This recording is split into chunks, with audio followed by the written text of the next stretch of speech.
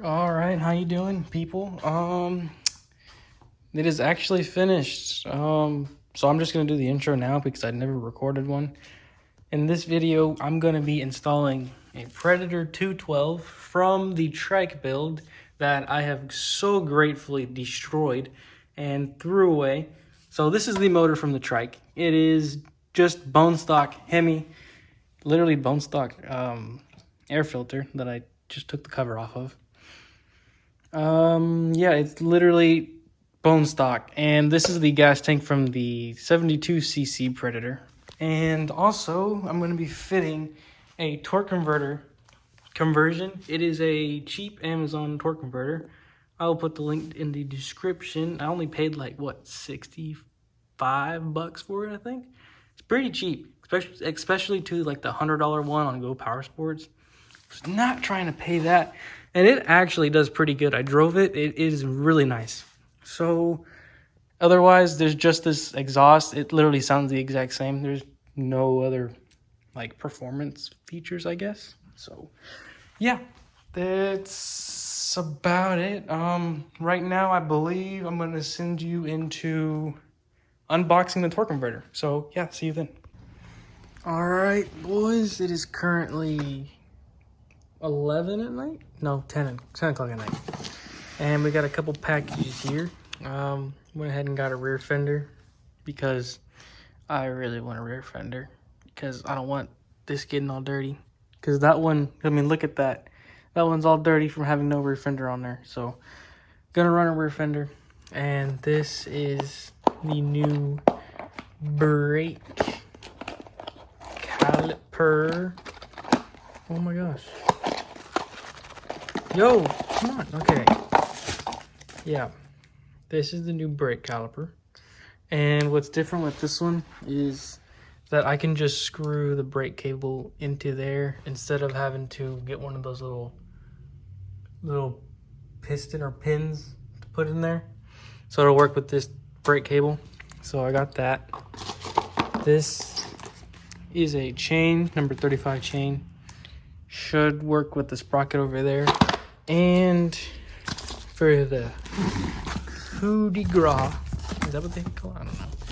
Got a torque converter kit.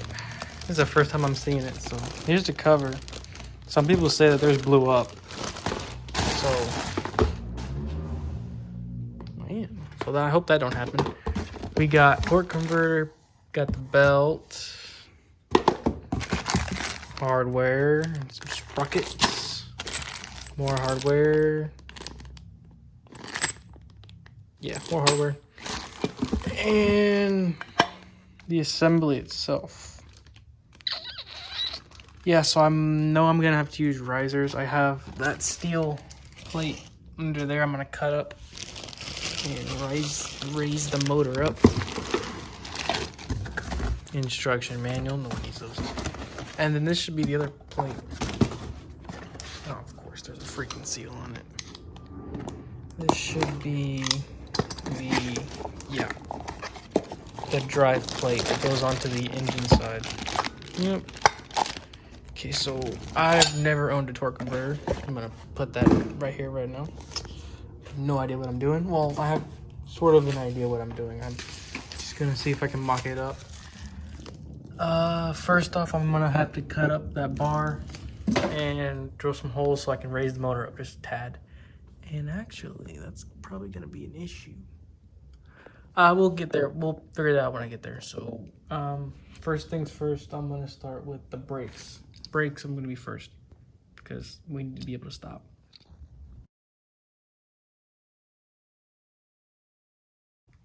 All right, going ahead and looking at this torque converter. I know I'm gonna need this smaller pitch gear because it's for the 35 chain. So I'm gonna go ahead and remove this guy. Go ahead and just slide on that one. And it's pretty easy because all it is just torque converter plate and losing a washer. Come on. Washer. Yeah, and then the plate. Just like that. And then another washer and a nut. Yeah, I heard you don't want to tighten this one up too much because you'll bend this little E-clip right there. So I'm not going to tighten that one up too much, just maybe one good hit with the impact. Also, for clearance issues, I'm going to have to chop up this thing. I might have to grind this off, maybe. I hope not, because I would like to keep it there. Just because, I don't know. Yeah, I don't know. I don't know if I'm going to chop from here, just go from here and there maybe. I don't know, whatever looks the cleanest, most likely from here on the other side. So I'm gonna go ahead and do that at 11 o'clock at night with the grinder. Hopefully the neighbors don't kill me. All right, this is what I ended at today. I literally just lifted the motor up and it's not even bolted down right now. I just lifted it up and tried to get this thing on. I think it's on there. I don't know if that's probably not normal, like the belt slipping. I probably did something wrong. I'm gonna go watch a couple more YouTube videos, make sure I did it right. I did away with this exhaust, the stock one, because I thought taking the shield off would make it fit. It didn't. So I got from this one, and I had this in the parts bin over there, and I just literally forced the threads in there, and it's tight. I mean, it ain't going anywhere. So hopefully that's quiet. I hope it's not that loud, because the neighbors are gonna kill me. Yeah, so for that, tomorrow I want to start cutting this, make some mounts, raise the motor up a little bit. I just need clearance, and I'm pretty sure I'm gonna have to mount that gas tank up here. I doubt it's gonna fit in there, but you know, gotta do what we gotta do. So I'm gonna go watch some videos, make sure I got this right, and I'm gonna come back in the morning with a new idea on getting this thing together. So yeah, see you then. Alrighty, good morning. Running into a whole bunch of problems with this thing. So first off, I'm gonna just go ahead and say, went ahead, cut up these brackets. I just need longer bolts because those are too short, and these ones are really long. Yeah, so I'm gonna just, dang it fell out, but I'm just gonna, gonna maybe put a couple washers and yeah, and a lock washer or something, lock it in there pretty good. But one of the problems is this. Sprockets don't line up, which is a really big problem. I have no idea what I'm gonna do about that. I guess I could order a new rim, but I really don't want to do that because I was hoping I can get it running pretty soon. Second problem is the exhaust don't fit. Literally no exhaust that I have fits. So I got this thing I told you yesterday. I literally just rigged up. It don't fit, and even it don't fit that way. I mean, it's close, but it still don't fit.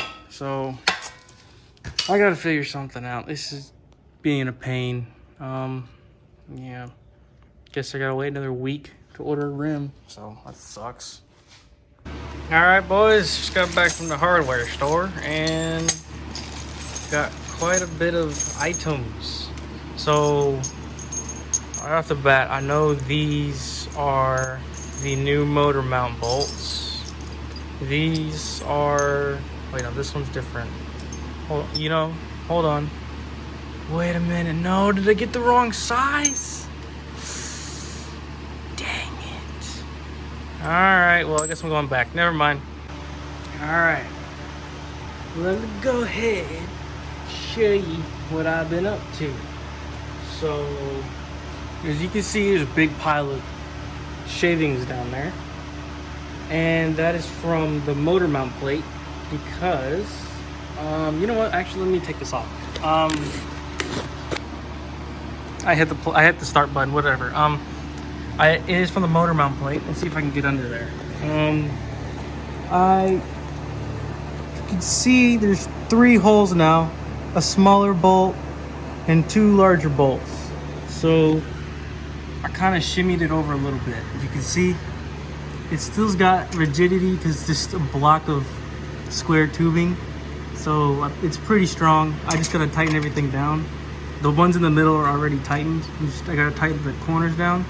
So that gave me enough leverage to push the motor towards me this way. And all I have to do now is line up the torque converter plate with washers to get the mesh from the sprocket to the drive sprocket. I got to get the mesh from there perfect. So yeah, I'm gonna go ahead and tighten these up. I'll get back with you in a minute, but yeah, it is gonna be really secure. I don't think it's gonna go anywhere. It's like not even moving and not even tightened down yet, but yeah, I'm gonna go ahead and tighten those up real quick. All right, this is about 4 hours later, maybe? No, maybe 3. Before I put those washers in, or put everything in and bolted everything down, last I left you off was bolting everything down. The sprocket didn't want to line up at all. Like, I even took the little nuts out that I had for spacers all the way to the motor, and it still wouldn't line up. It was still too far this way. So I needed to take all this out again, drill new holes in the plate so that I could get, what do you call it? The motor scoot back a little bit more so that I can put the plate on with the sprocket being aligned. So hopefully I explained that good enough. I got the sprocket on there. I mean, not the sprocket. I got the motor mount on there. It's all good to go. Tighten down everything. So now you grab your plate. Mine came like this. I don't know if anybody else's does, but essentially all you get is the sprocket, as you can see in there. You get the plate and this housing on the back end. So what I'm gonna do, I just had to tighten this nut up because it came all assembled like that for me. All I had to do was just change out that sprocket for the smaller one. That is the bigger one. So I'm gonna put this on, and you use the bolts with the finer thread. This is the finer thread bolt compared to the other bolts you get in the kit. Use the one with finer threads on it. So that one. I'll try and put this link to where I bought this kit in the description. But let's go ahead and bolt this guy on here. Yep. So I got it spaced with no spacers on it. This is literally just bolted onto the motor. No washers, nuts, or anything. So getting that on there. And I'm using the hole in the middle. So this hole, this hole, this hole, and this hole. Just like you do on a lot of other motors. So I'm gonna go ahead and get these in, tightened up, and I'll get you back in a minute. Now when you're getting all the bolts tightened down, just like on most other things, go in a crisscross pattern, just for safety reasons, because it can't hurt. So now those are all tightened down, ain't going anywhere. It clears. You know what I probably should have done first? So I'm gonna grab my belt. It goes like this. I don't know if you can see. There's a little edge. There's the edge. See how this side's flat? This side's flat, and this one's got a little edge to it. The edge goes towards you on the plate. So on the side, it'll go in there. It's hitting the frame. No, I didn't want that to happen. Alright, I'm gonna take this off and put it on there. I'll see you in a sec. Alright, I'm just gonna take it as a good opportunity to show you how it goes on. So you get your key first. On the other side, there's a little circlip on there that you push into the pin with this. Yeah, you just push it onto the pin and push the assembly in there. You got your sprocket, either ones you need to use. I'm using the one for 35 chain. And slide that sucker on there. And then you get you a washer that has the notch for the key. That sucker on there. And then here's your assembly piece. Mine is assembled like this. I don't know if anybody else's is taken apart more, but you just line the key with the thing. That's not on all the way. Hold on. All right, so you might want to grab something on the other side. I didn't notice, but the pin can easily just slide out. So make sure the key is all the way at the end on the bearing, and you're pushing in on the other side of the shaft. So you want to get everything, hold it on the other side, and just slide it out. And you should have about that much room for threads. And here is just the washer and your big nut. And I am using a 1/2 inch 24 millimeter.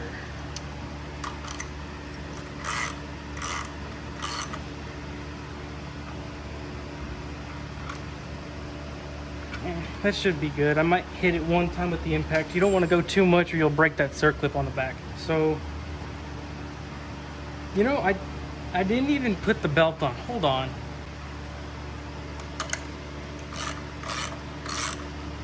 All right, belt is on. Tighten that down. Once again, I might hit it with an impact later. So I'm gonna scoot it out of the way for now. You get your plate right here, and it's got a little copper or brass bushing, and it has a built-in keyway.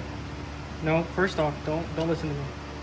You have a metal collar and a bushing. So the collar goes on the shaft of the motor first, then the washer, then you get your motor plate. Motor plate goes on with the key, has a built-in key with this bigger end on the side of the motor, just like that. Then mine already has this little slot in it, or the little, you can't see that. Mine already has this little guy in it, a little collar, I guess. Just slides in there like that and lines up with these two pins. And this whole assembly just has a built-in key. So I had this on there. You got the bushing, the washer, put the plate on. Now you have to get the pulley or the belt. What is the pulley? Belt on the shaft out, just like that. And it rides on that little brass bushing. Yeah. So now you get your assembly. It's literally just the collar and that plate. So your collar goes in like that.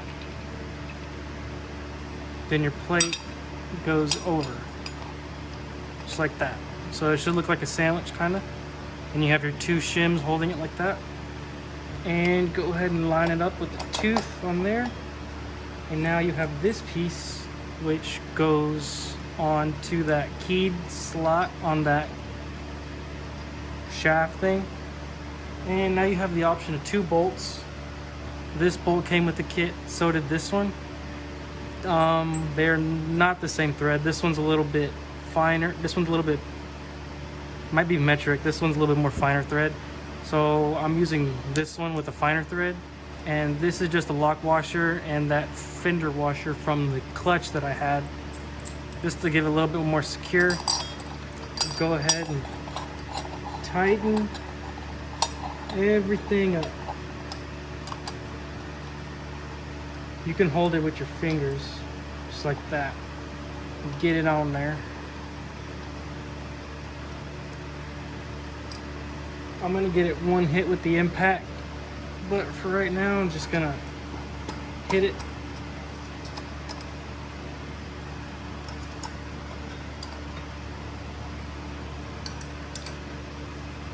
There we go. I'm gonna give it, both of these get one good hit with the impact. This one you can go a little bit more, but this one I would, because you'll bend that circlip in the back. But yeah, pretty much that's torque converter. So cool. So I would advise you to run the cover, but there's a couple things you need to do, like cut a notch so that you can fit the chain. Next thing we got to do is get the chain out of this box. So it's number 35 chain, because I'm using that smaller sprocket. Here we got a chain. I guess it's pretty straightforward how to install a chain, so I'm just gonna try and slap it on there. Hopefully the the mesh is perfect. I don't have to mess with it, but if it's not, then that's gonna suck. So I'll see you when I got that on. All right, just finished with the chain. Had to go run a few errands, but yeah, it runs. I want to do a running video tomorrow because it's about to get dark, and I had a really cool idea. What if I made a bracket to mount this doohickey on there? I don't think it'd be that hard. And some of y'all like this for the motorized bike, so why not try it for the what do you call it? What is this thing called? A mini bike. So I can try hooking that up maybe one day. It'll be a future video or something. I'm gonna go ride this thing again, but tomorrow when it's lighter outside for the GoPro, we will give this another shot. All right, this is my second try trying to do this. It's the same day. Same day, same everything. I mean, the motor's still kind of hot. It's got this weird stuff on it. I guess it's breaking in or something. I don't know. But chain's getting loose from stretching because it's a brand new chain. I want to say something for the people that have never owned a torque converter before, just like me. I'm always a clutch guy. Every single one of my motors have a clutch. So one thing with the torque converter, I didn't know. I mean, I didn't know how they engage because I've literally never owned one before. So I was going to give it throttle, and I guess I kind of went a little too hard, you know, because you got to give it a little something with the torque, with the clutch. So I kind of, you know, didn't know where it engaged at all. So I kind of gave it a little bit of throttle. And I swear to you, the whole front end came off like 2 or 3 inches off the ground, and I went back like it was pretty crazy. So don't do that. It's not fun. It scared the Jesus out of me. So whenever you're driving your torque converter, what you want to do is gently ease into it your first time, so that way you know when it engages. Just a PSA, because probably the people who have torque converters are laughing at me right now. I would be too, because it's kind of funny. I literally shot back and the whole front end came off the ground. Also, another thing, when I heard that, whenever I first noticed, whenever I go and like try to do a small pull and not like, you know, do a wheelie, but like I actually like control it, it has, I don't know if you can hear that. It's like a bad bearing. I think it's a bad bearing. You can hear it worse whenever you're driving, you're doing a pull. It's kind of loud too. I think it's a bad bearing. So I'm going to try and order bearings. Actually. Yeah, no. It might be a bad bearing. I'm going to order some new bearings just in case because they're not that expensive. And hopefully that solves that. Because literally I'll be gunning it, right? Not gunning it. I'll be like trying to, you know, accelerate quicker than normal. But you'll hear that noise as if the tire is bouncing off the ground. It's kind of weird.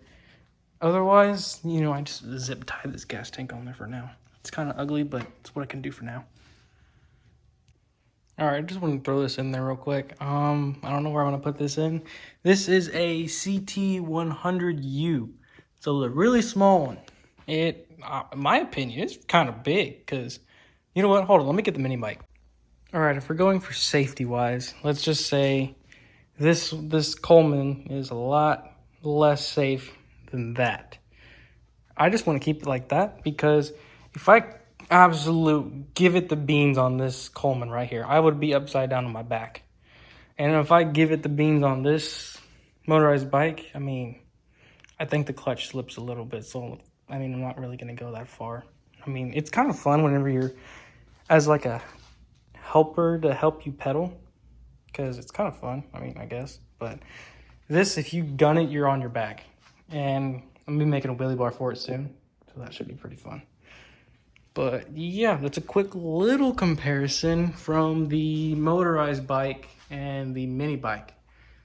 The Coleman is way, way, way smaller. Yeah. So it's definitely the smallest motorized vehicle that I own. But definitely the scariest.